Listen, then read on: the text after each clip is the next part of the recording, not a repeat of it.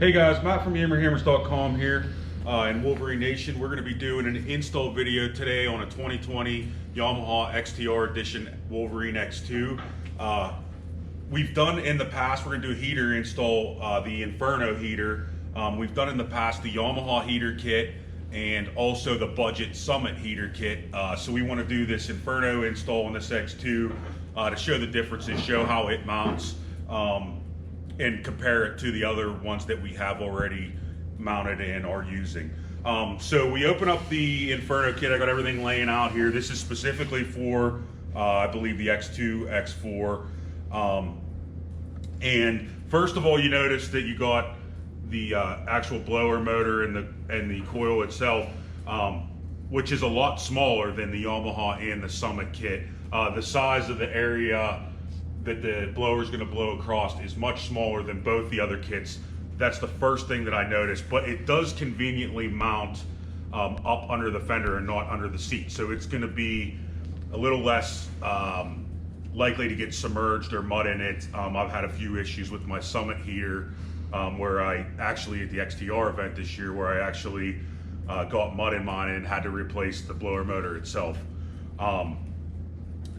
So here's the kit itself out of the box.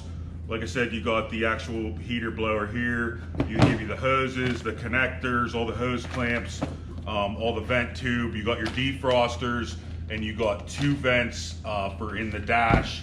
The wiring is all plug and play, which is nice.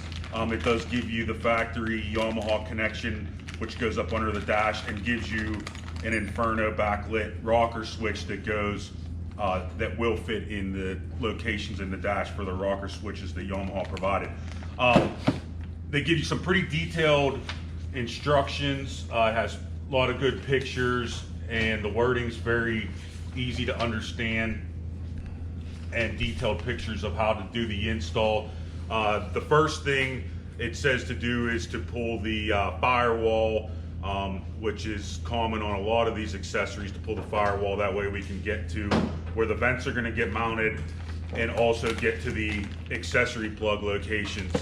So basically I just want to show you guys the first thing.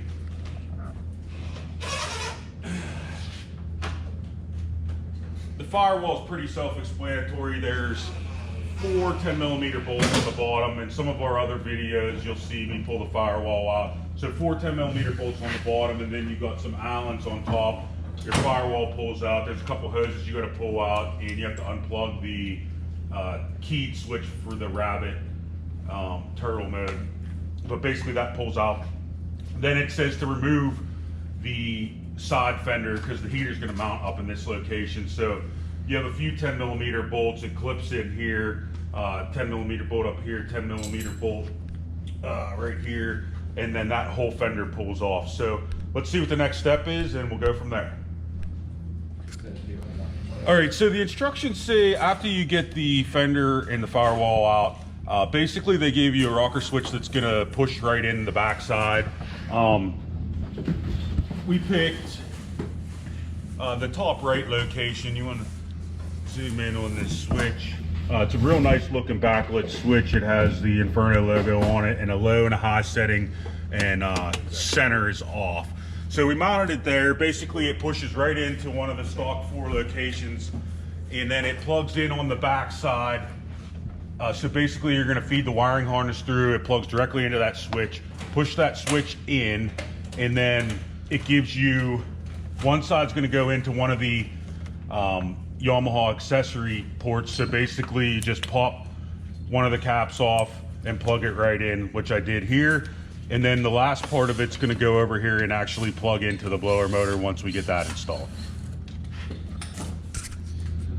Okay, so the next steps involve getting your ducts in place. You got your defrost, and you have your inside the cab, they call them floor vents. But basically on the back side of the dash piece that you took out, Yamaha already actually has a spot that's marked out for where you're supposed to cut out for their kit, which is the same way Inferno does theirs. But basically what I do is I drill 2 holes, one on each side, and then I used my multi-tool and cut it out. So then you basically have that, and then drill the 2 mounting holes. You can see this side has the defrost already in place. It's held together with 2 screws and a shield, and then your hose will go directly on this. But for the inside of the cab, they actually show you mounting the vents down here so it would aim more towards your feet.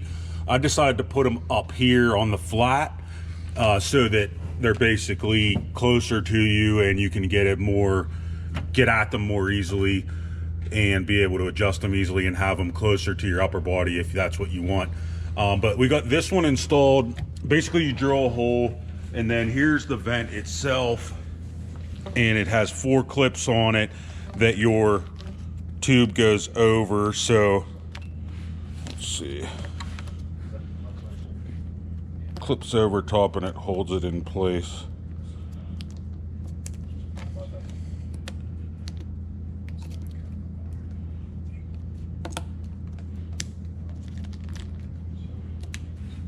That's what holds your vent on, and it stays on there real nice. And then the outside of it actually unscrews, so you basically want to make it so you can push this into your dash, it stops, and then screw the back side on. And then you're going to route your hose. You want to make sure you get it up over top of your power steering motor so you're not down on your actual shaft. Or actually, I don't know if it goes on top or bottom. Let me see how it says, but let me get this one mounted and we'll get them routed the correct way and go from there. Okay, so we got all the vents tied on and ran. I just want you guys to see, because sometimes it can get a little complicated how you're going to run your vents. Basically, the 2 inside the dash ones go down below the power steering motor, and there's a bracket there. Run it right underneath them, and they come out down here at the bottom. The top 2, we routed those. They obviously get zip tied at the tops here, and it gives you actually all the lengths of all the tubing, how you're supposed to cut them, and it worked out absolutely perfect. But I ran this one. We do have, for our stereo system, a bracket that hangs down in here, so I ran this one down below there over top of the steering motor and brought those 2 out right here. Okay, so basically what I'm going to do next is this gets mounted via, I'm going to hook all 4 of these up to the actual blower heater motor itself, and they get pushed onto there. There's little ribs that they catch on, and then it gets zip tied, and then this gets mounted right here with 4 sheet metal screws. They're self tappers, and then you're going to plug your blower motor in. So I got to reroute this plug, but that's how it's going to go. Let me get that all buttoned up, and then we'll start doing the plumbing and tying into the coolant lines.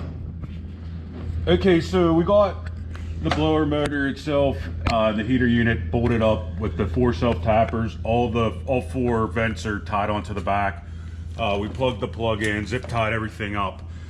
Now the next step is you're going to be cutting into your coolant lines. So there's 2 spots where you're going to grab it.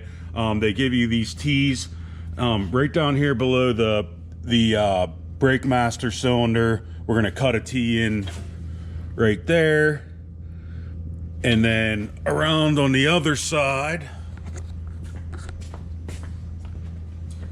you're going to remove the coolant reservoir, and you're going to grab this line coming off the radiator, the top of the radiator over here, and plumb, same thing. I'm gonna have to see which way this goes, but plumb a T in, and then both of those lines are gonna get ran over to the heater itself. So let me get this tore apart, get these plumbed in, and I'll show you how we ran the lines.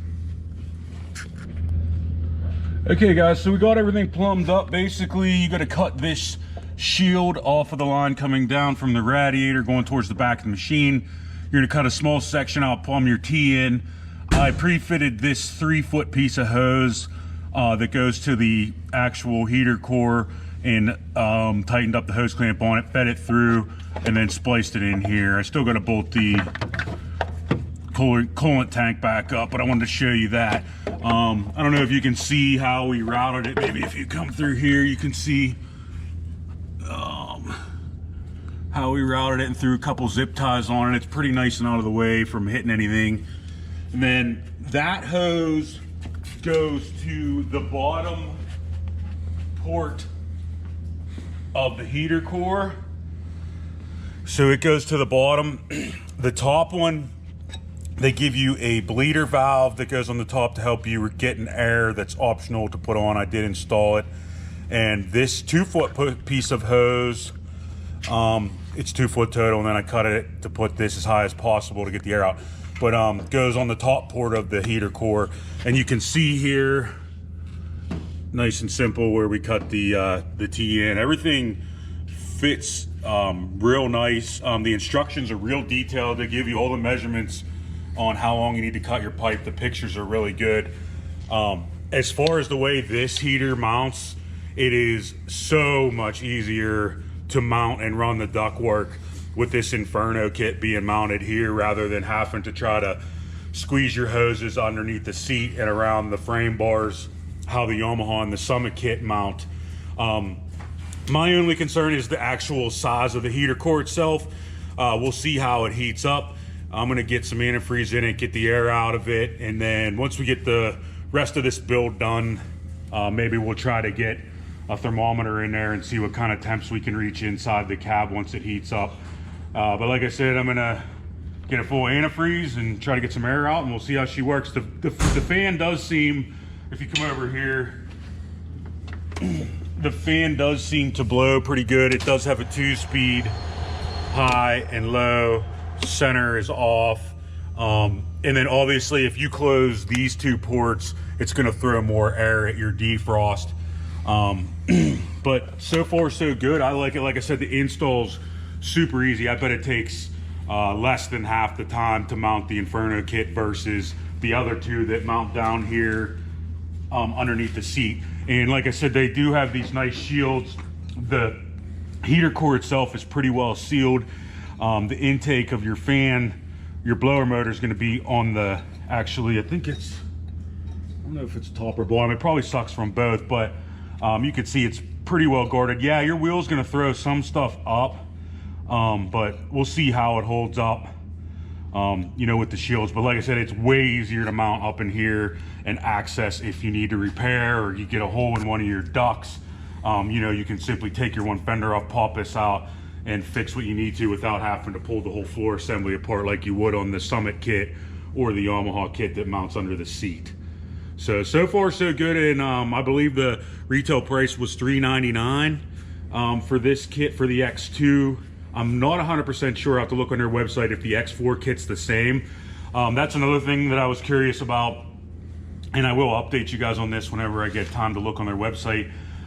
You know, the X2, obviously you're going to have half as much square footage to heat as far as the cab goes compared to the X4 with the rear seats. So if this is sufficient enough for the X4, or if they actually sell a bigger unit for the X4, but it may shock us. I don't know. We'll see.